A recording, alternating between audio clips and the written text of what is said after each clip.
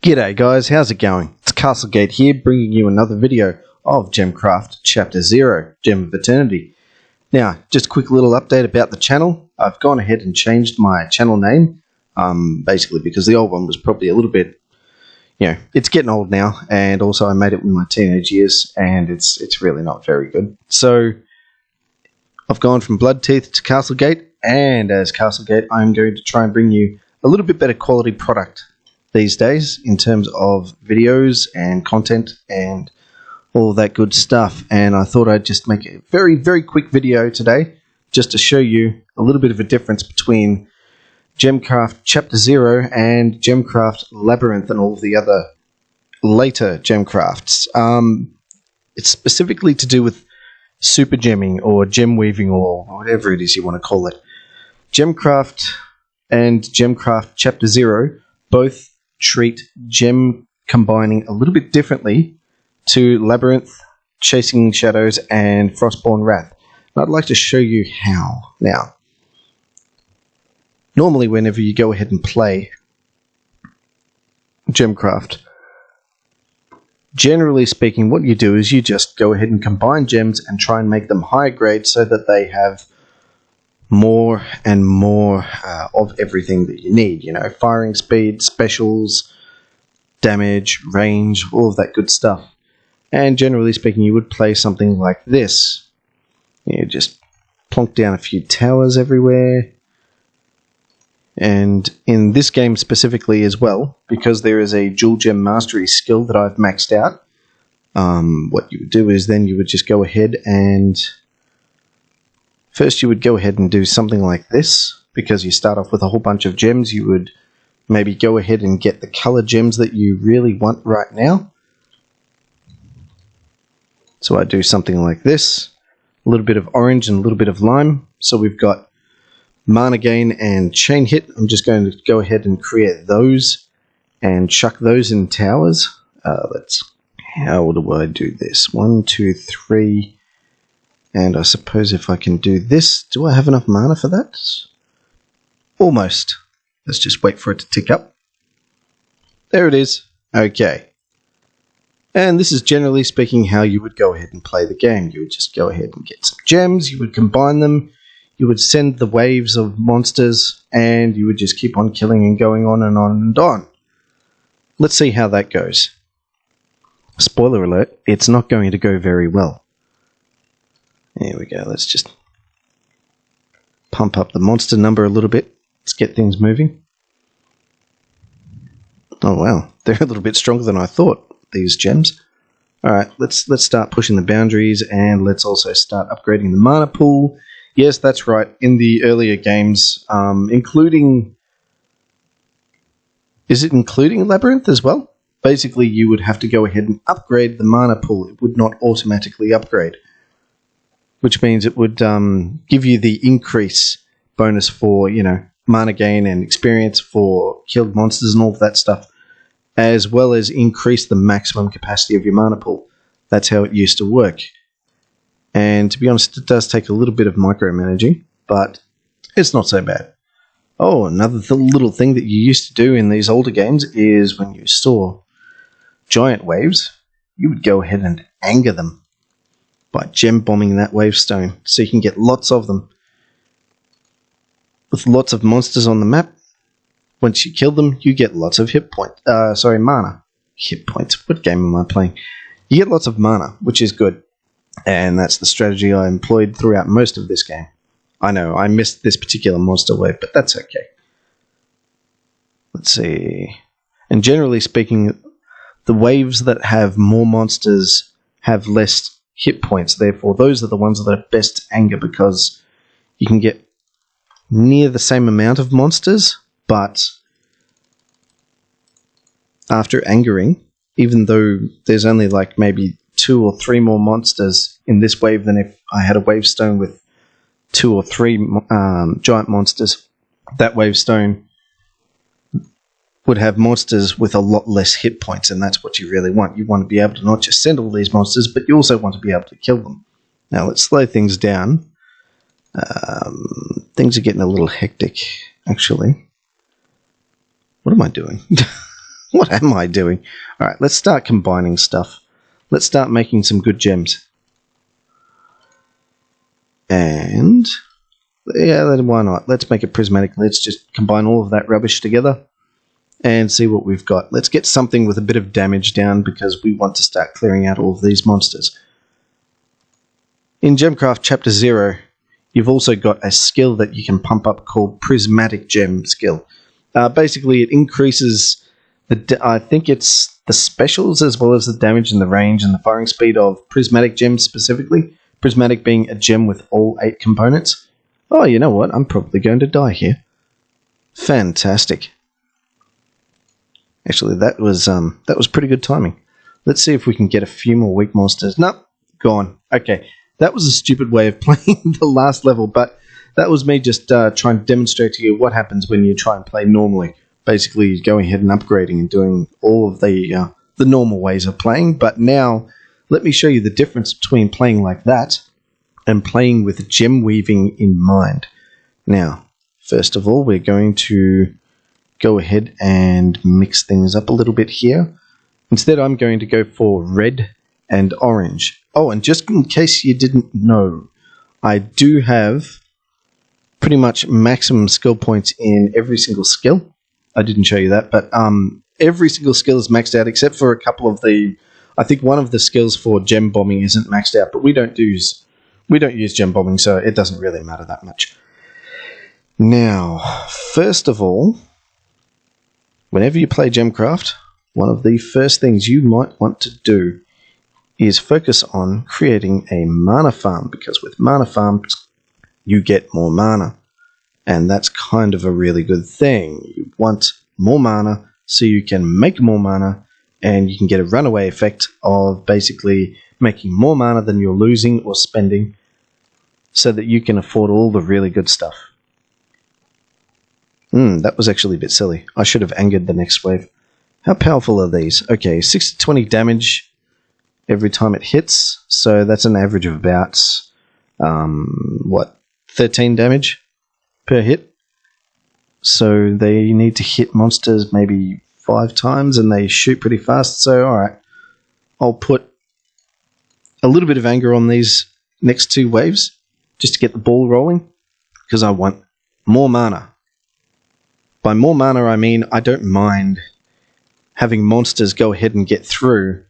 I want all of these to be firing all of the time because every time each one of these fires a shot, it gets a little bit of mana for me. So, oh, and while we're at it, let's also upgrade the pull a few times. And also, while we're here, let's go ahead and put these 2 together and create a gem that can kill.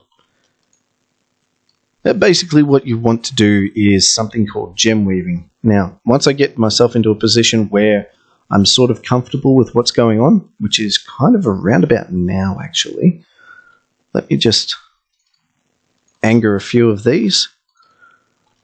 Not too many, because we'll be well established before we even get to round 10. Let me show you something called gem weaving. What is gem weaving? Gem weaving is a little bit different to going ahead and combining 2 gems to upgrade the grade of the gem, and also mishmash together all of the positive effects such as the damage, range, firing speed, and the components of your specials. Gem weaving is basically taking a gem that is 2 grades less than another gem and combining it in to make a super gem. And by doing that, you can continually increase, without penalty, the damage, the range, the firing speed, and to a point, depending on the grade of the gem itself, the special effect of the gem that is being merged into the super gem. And what you do is you continue to repeat that process over and over and over again to make one gem extremely powerful even though it has a low grade. Let me show you what I mean. Now, first things first, I want to create a super gem. I'm not so fussed about the monsters leaking and so forth. So long as I'm making more mana than I'm losing, I don't care. I want to make a red-orange super gem. Why? Because red, even though it doesn't actually show how many monsters it's hitting, basically red is multi-monster hit when it's in a trap. So I've got multi-monster hit and mana leeching. It's not the most efficient gem to use in the mana farm. Technically, you should mix in some lime in there as well, so that it has a percentage chance of hitting again. But for the most part, it's a pretty good gem to start off with.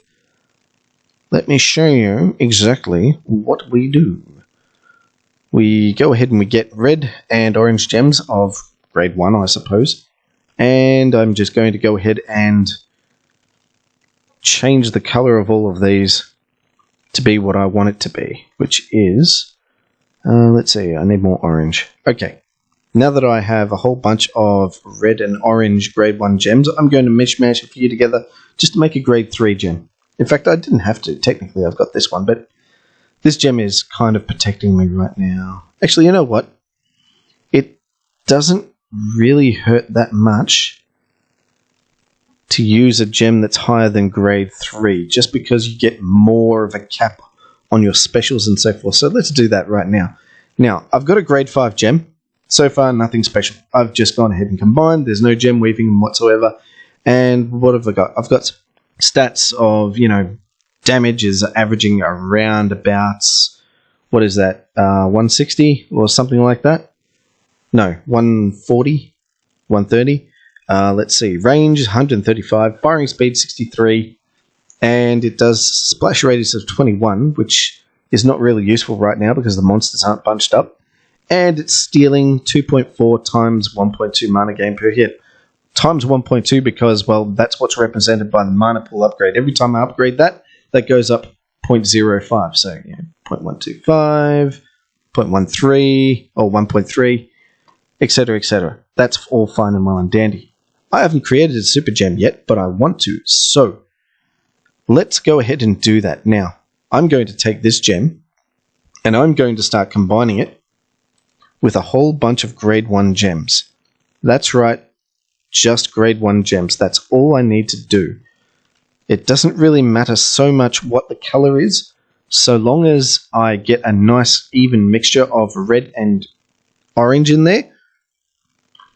This thing will start to become powerful. Now, watch what happens to both the range and the firing speed every time I go ahead and merge together or combine this gem, which will become the super gem, with all of these grade 1 gems. We're at 105 and 51 now.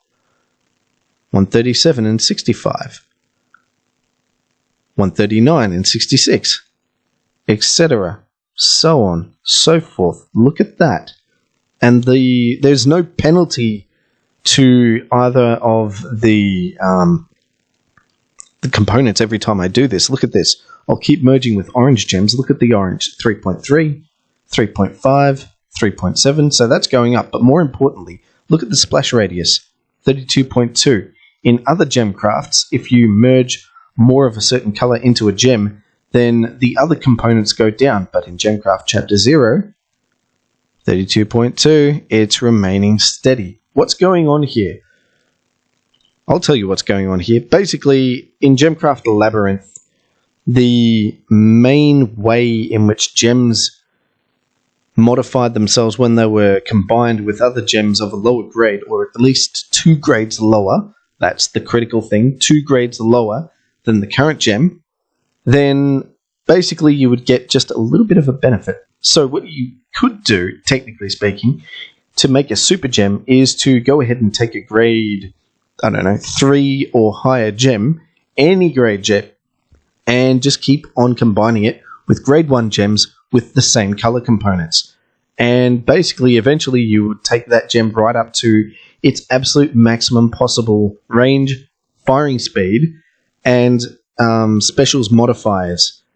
It won't, however, cap on damage.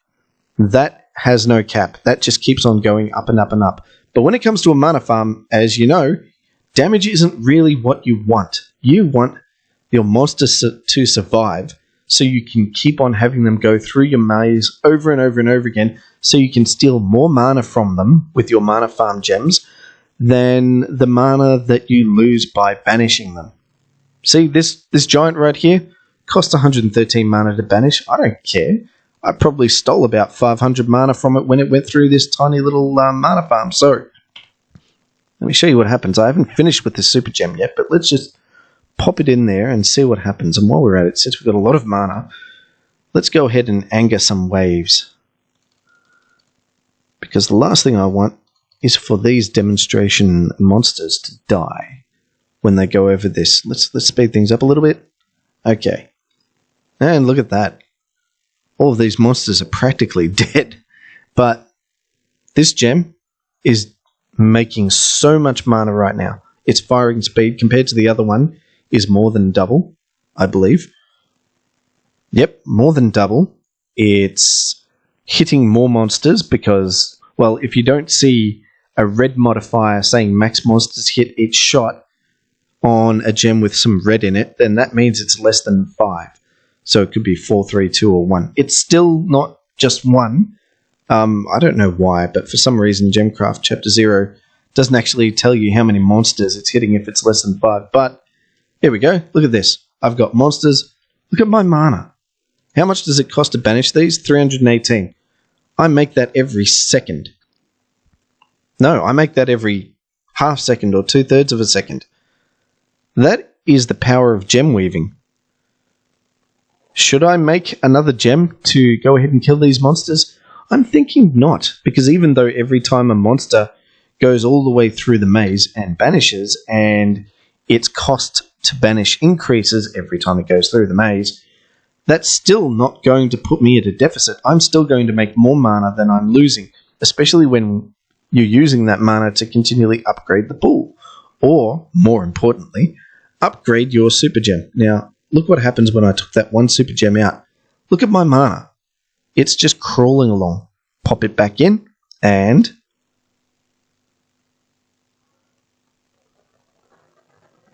it is benefiting me a little bit more by itself than all of these other gems combined. Now, why would you super gem instead of going ahead and creating a gem and just constantly trying to upgrade it? Well, the main rationale is simply cost. Quite simply put, super gems, pound for pound, cost a lot less mana for the same benefit or a better benefit than if you go ahead and try to continually upgrade gems. As you know, the cost of upgrading gems increases exponentially. It's like by a factor of 2 every time, plus the cost of the combines that is required from grade 1 to do that. So you've got 22. Next grade would be 2 times 22 plus 122. That would be 166 or something. Oh, it's actually a little bit cheaper. That's nice. Okay, so 147, 397, etc. It's basically doubling every time at this point, and even though it's not shown here, grade 7 and above, yeah, you're pretty much doubling the cost every single time. But with this super gem, this one super gem, let me put it side by side with this grade 6. I know it's only a grade 5, but it does more damage.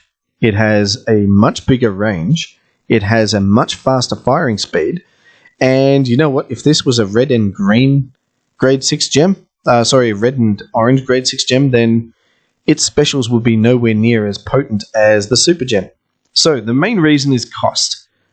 There is kind of a ceiling to how effective super gemming can be, because like I said, there are caps to exactly how much per grade you can get out of a super gem or any gem for that matter, in terms of range, firing speed, and the specials. That increases per grade up to a certain point, mind you. Only up to a certain point.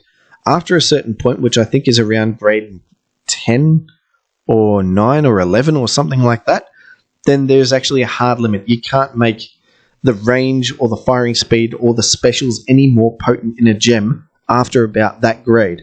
So, long story short, super gemming is great for getting established, and then after that, super gemming is great, but in a much quicker way at creating basically, I think it's grade 9 gems or grade 8 gems, super gems, using grade 6 gems to mix in to create the, shall we say, the best possible, most maximally potent mana farm gems that you can create, and you just keep on repeating that over and over. If you've got the time, the patience, and the supercomputer that combats the lag, you can go ahead and repeat that process to fill up your entire maze with nothing but mana farm gems, and with a little bit of patience and old age, you can eventually get what could theoretically be trillions of XP in a map like this one, the very last one, technically. So that is the power of super gemming. Basically, you're getting a lot more bang for your buck, you're getting established a lot quicker, and, well, yeah, it's just much better than just going ahead and upgrading. In fact, let me show you if I can. Let's speed things up just a touch. In fact, let's put this in here, because I honestly want to just... Ooh, actually, we've got lime. That's even better. Let's go ahead and create the best... I'll just very quickly create the best mana farm gem that you can create in terms of mana stealing. In fact, why am I wasting my time with this? Why don't I just go ahead and get some grade 3 gems? And, oop, missed that one. Create more monsters. Let's go ahead and mix this in together. Now, I did take a small penalty there because I didn't mix it with another super gem. I mixed it with a normal grade 5 gem, a vanilla one, and that cost me a little bit, but that's okay. Oh, I like this. Hello. Okay, so we've got... Let's go ahead and do something like this. I'm going to... There we go. There is a pretty potent mana farm gem, but we've got a long way to go. Its firing speed is only 223. I know that I've maxed out a super gem at grade 8 when its firing speed is, oh, what is it? Something like 670 for a red and orange gem. I think for a red, orange, and crit hit gem, lime, it's something different. Anyway, let's just get the manas. Let's get a lot more mana than that. Just going to wait for this, and instead of mixing it in with grade 1s, because that just takes forever, we're going to mix it in with some, let's see, some grade 4s. That would be nice. No, grade 3s, because I can afford that now. Okay. Now that we've got that, I need to isolate all of the lime, red, and orange gems into the same row so that I can use them and save them up. Where's the lime at? Oh, there we go. There's a lime. Thank goodness. Okay, let's start creating some gems to super gem this thing up. Let's see, 1 orange here. Perfect. Now, let's go. I'm just going to mix in all of this stuff, constantly combining.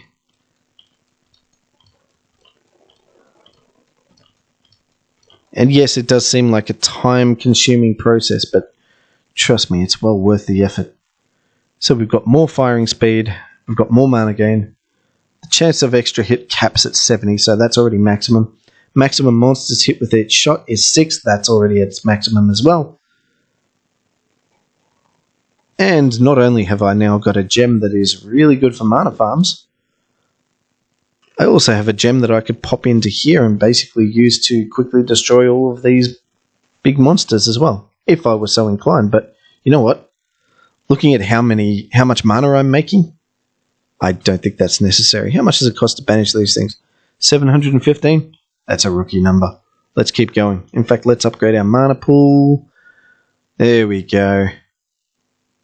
How many monsters, how many giants do you think there are? 50?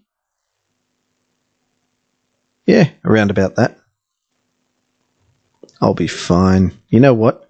Let's just move this one up the line a little bit so that it's making mana for me now. Look at that. See? I told you. I'm making more mana than I'm losing from banishment. And these monsters have gone through, what, 3 times now? 4 times? They're getting expensive to banish, but again, I'm not fussed. Because this super gem is kick butt. In fact, let's go ahead and I think I can almost fill the screen with grade 5s. Yep. Let's just wait a tiny bit more. Get a Couple more grade 5s and we're good. Now, let's shove this one in here and make some kills. Whoa. I said some kills, not all the kills. This is a mana farm gem and it's absolutely destroying everything in a tower. That is awesome. Mind you, in this game, that's not what you really want to do. You actually want to, for maximum damage, believe it or not, you need to go for prismatic gems, strangely enough. At least that's what all the message boards say, so that's the recommendation, but I won't cover that. I'll just quickly try and get this gem into a state of absolute amazement, so you can see for yourself how powerful it is. Now, I didn't really need to mix in much red or lime for that matter, because they're both maxed out, but the orange component, I think, can still grow. No, it looks like all the components are fine, so I could have just used all red or all lime or all whatever to mix into this gem. Whatever component currently exists. The main goal is to get it to its maximum. And guess what? Look at that. Firing speed is not increasing anymore. So, what have I done? I've created the best possible orange, red, lime gem that you can have. And just to prove points... Actually, I won't prove the point. There's no point in proving the point. But basically, even if I increase this to grade 9, I don't think there would be any more benefits.